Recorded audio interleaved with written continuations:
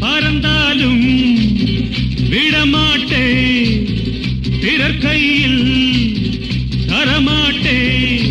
அன்று நான் உன்னிடம் கைதியானே, இன்று நான் உன்னையே கைது செய்வேன்.